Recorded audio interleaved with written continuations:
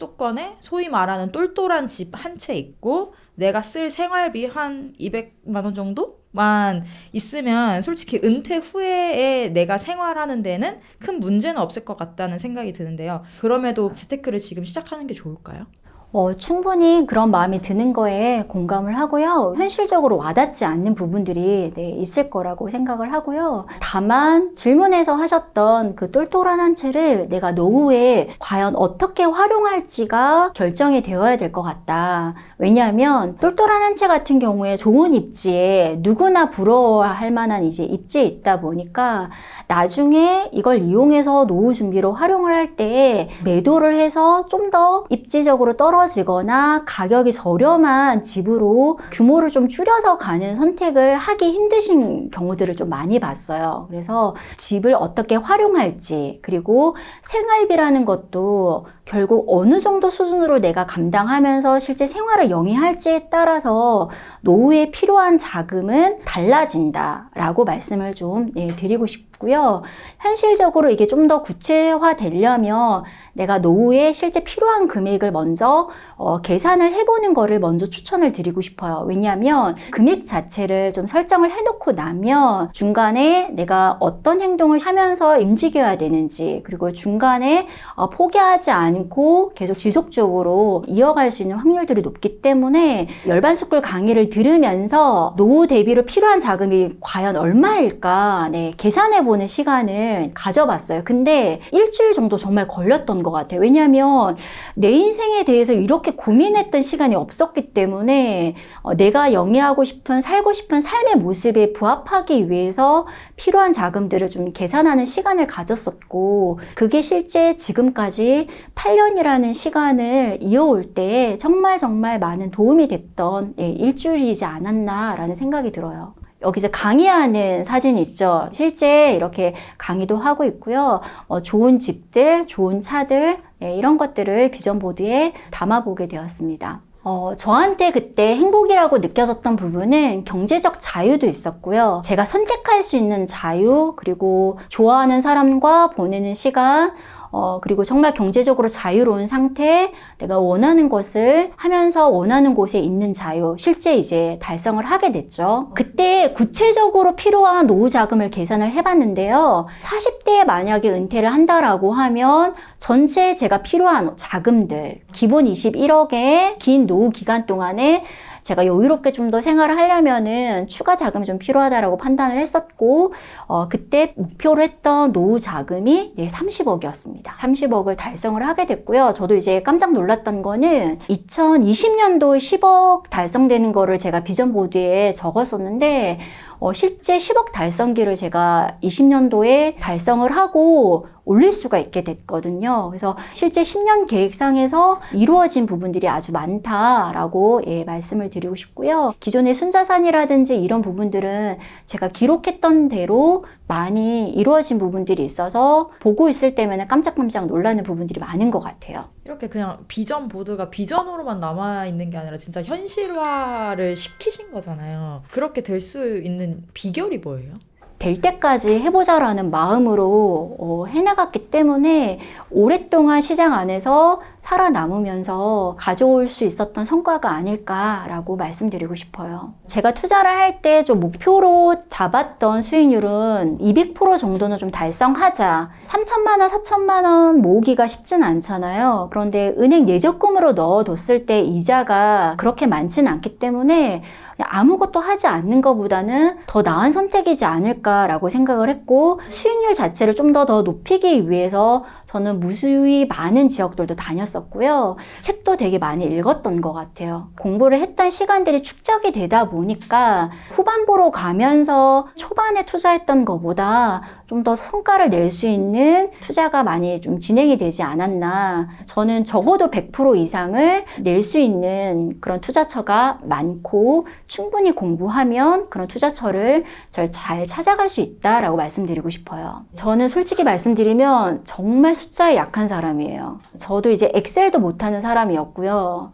와서 배워서 알게 되었고 다듬어진 부분들이 많기 때문에 나는 저 정도는 못할 것 같아. 지레 겁을 먹거나 중간에 하다가 멈추지만 않으면 된다. 이렇게 말씀드리고 싶어요. 그럼 혹시 마스터님께서 했던 투자 가운데 가장 수익률이 좋은 투자는 어디인지 알려주실 수 있으세요?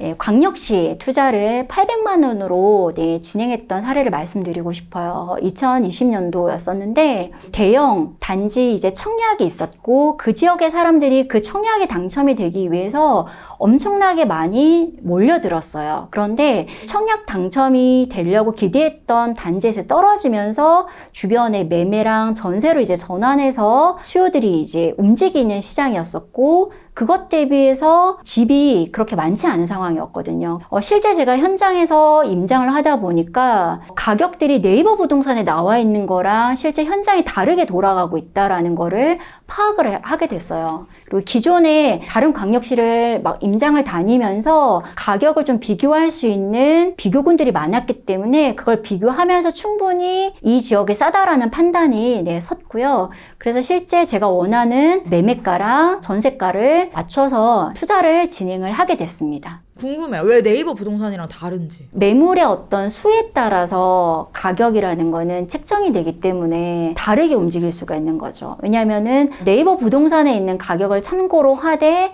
현장은 좀 더 긴박하게 전세 물량이 부족하거나 전세가가 올라오는 시장들도 있기 때문에 전화상으로도 전세가 너무 부족하다라는 거를 파악을 할 수 있었거든요. 내가 투자를 진행해도 리스크 부분에서 크게 문제가 없을 것 같다라는 판단이 섰고 실제 투자를 진행을 할 수 있었어요. 그 지역이 부산 지역이었고요. 해운대라든지 광안리 이런 데를 관광지로 연인이나 가족들이 이렇게 함께 찾는데 전 다리를 막 끌면서 땀범벅이 된 상태로 그 옆을 막 지나가고 있는 거예요. 그리고 한밤중에 이제 광안대교 막 불빛이 화려한데 그때 이제 제 모습이 너무 이제 초라하게 느껴졌던 순간들이었던 것 같아요. 근데 그런 시간들을 뒤로 하고 지나고 보니까 내가 하루하루 그 주말에 쌓아 올렸던 시간들이 결코 헛되지 않았구나. 언제 그 지역에서 내가 투자할 수 있는 기회를 잡을지 모르기 때문에 지금 무수히 많은 현장들을 다니고 계신 분들이 언젠가는 꼭 돌아오니까 좀 힘을 내시면서 다니시면 좋을 것 같고요. 실제 투자 진행하고 난 다음에 가족들을 데리고 부산으로 여행을 갔어요. 그래서 부산타워도 이제 올라가고 거기서 이제 지역에 대한 설명도 제가 해주면서 의미 있고 되게 행복한 시간을 보냈던 그런 투자로 기억이 됩니다.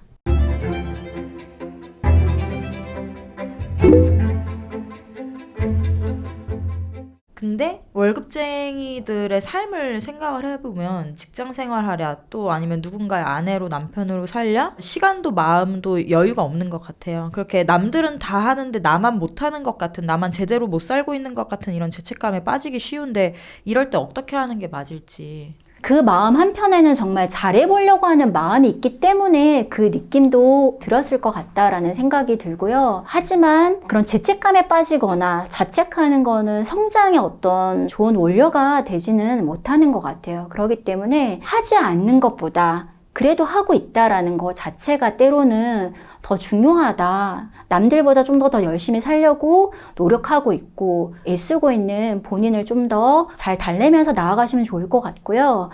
남들과 비교해서 내가 늘 잘 못하는 것 같아서 힘들어 하시는데 막 옆차가 막 엄청 쌩쌩 달리잖아요. 그런데 사거리 가면은 딱 신호 걸려가지고 먼저 쌩쌩 달렸던 차가 딱 멈춰 서 있는 걸 보잖아요. 저는 투자도 마찬가지라고 생각이 들어요. 남들이 뭔가 앞서가는 것 같고 나보다 잘하는 것 같지만 어느 지점에서는 다 만날 수 있는 지점들이 있다. 그래서 너무 내가 남들보다 못한다라고 해서 그 비교의 늪에 빠지면서 중도 포기하진 않았으면 좋겠다라고 말씀드리고 싶어요. 2024년 지금 8년 전에 9년 전에 마스터님과 같이 가족의 병원비, 고용 불안, 외벌이의 한계 등으로 괴로워하는 월급쟁이 직장인이 부동산 투자를 시작하려 한다면 무엇부터 그리고 어떻게 시작하라고 조언을 좀 해주신다면요? 가장 쉽게 시작할 수 있는 방법은 독서로 시작하는 거라고 생각이 들어요. 저도 이 분야에 대해서 정말 해보겠다라고 마음을 먹었던 계기가 책을 읽으면서 시작이 됐던 것 같고요. 관심 있는 이제 분야로 그 책을 적어도 한 10권 정도 보시는 시간을 가졌으면 좋겠어요. 왜냐하면 책이라는 거는 가장 가격이 저렴하고 시간과 공간의 제약 없이 접근할 수 있는 부분이기 때문에 저도 아이들 재워놓고 뭐 한밤중에 책 읽고 하면서 그런 시간들을 보냈고 정말 내 인생 좀 바꿔봐야 되겠다라고 결심하게 되었던 계기가 책에서 출발을 했거든요. 두 번째는 책을 읽다 보니까 이분들은 어떻게 해서 이렇게 자산을 잘 키워나갈 수 있었던 거지?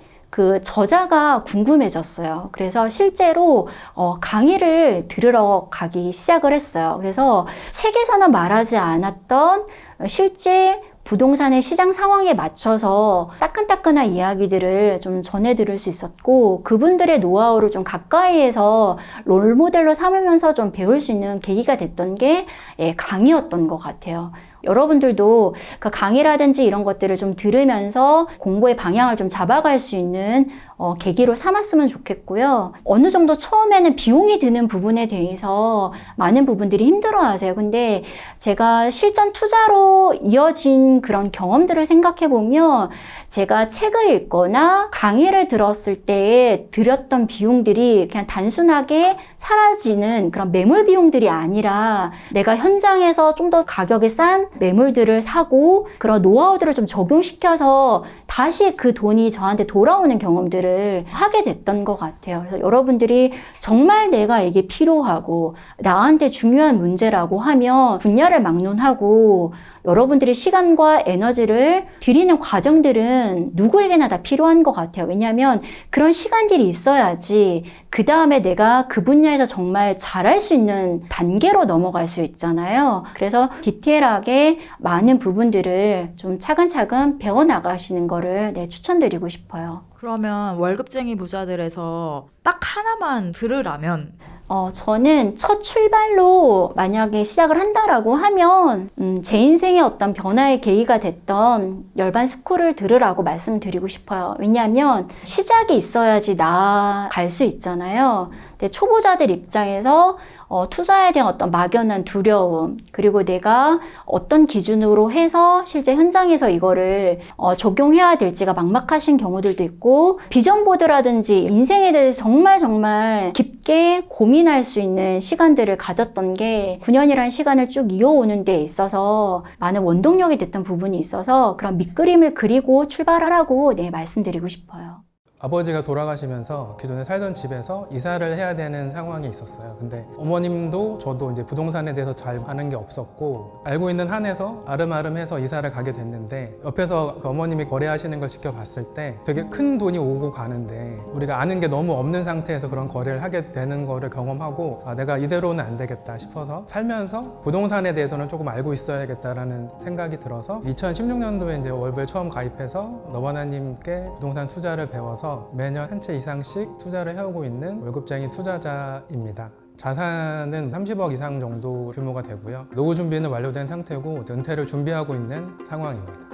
너바님께서 해주셨던 말씀 중에 처음 들었을 때 충격을 먹었던 그 말이 있는데, 여러분 세상이 여러분의 생각대로 혹은 마음대로 돌아가지 않는 건 그냥 당연한 거예요. 그거를 받아들이는 사람과 받아들이지 못하는 사람이 있고, 그걸 받아들이지 못하면 이 이후의 삶도 굉장히 불행할 겁니다. 그래서 이거를 받아들이고 내가 이 세상이 내 마음대로 되지 않는 걸 인정하고, 그러면 그 인정한 상태에서 앞으로 어떻게 해야 되는지를 생각하는 것이 성공하는 사람들의 태도나 자세입니다라고 말씀해 주셨을 때 굉장히 큰 충격을 받았고, 내가 저렇게 살아야겠구나 라는 생각을 했던 것 같습니다. 그러니까 뭐 부동산 투자를 어떻게 해야 된다라는 방법만 알려주는 게 아니라 부동산 투자를 잘하는 것 이상으로 그 인생에 있어서 내가 어떤 목표를 설정하고 그 목표를 이루기 위해서 어떤 것들을 해야 되고 그 어떤 것들을 해나가는 과정이 한두 번의 사건으로 끝나는 게 아니기 때문에 그 과정을 계속 유지해야 되는데 그 과정을 유지할 수 있는 방법까지 다 알려주시는 것 같습니다. 그 지역에 방문해보고 부동산에 가보고 실제 현장에서 적용해보면서 가능하겠다라는 생각이 들었고, 내가 배운 거를 소액으로 투자해 볼 수 있는 기회가 있어서 그때 소액으로 투자를 해봤는데 당시에 운 좋게도 그 성과가 굉장히 좋았어서 너바나님의 이 투자 방식에 대해서 좀 확신을 갖게 된 계기였던 것 같습니다. 사람마다 다 각자가 추구하는 꿈이 있고 목표가 다르기 때문에 그냥 똑같이 살아도 상관없다고 하면 그건 괜찮다고 생각합니다. 다만 이제 내가 노후 준비를 남들보다 빨리 마치고 싶다 라거나 경제적 자유를 달성하고 싶다라고 하면 그냥 앉아서 책을 본다거나 유튜브만 본다고 해서 인생이 달라지지는 않기 때문에 뭔가 용기를 내고 내가 그에 합당한 대가를 치르면서 새로운 거를 도전해 봐야 되는 게 아닌가라는 생각이 들고, 그런 측면에 있어서 강의를 듣는다는 거는 단순히 부동산 투자만 배운다기보다는 뭔가 내가 새로운 관점을 배우고 세상을 바라보는 태도를 배울 수 있는 계기이기 때문에 용기 내서 한번 들어보셔도 나쁘지 않을 것 같습니다.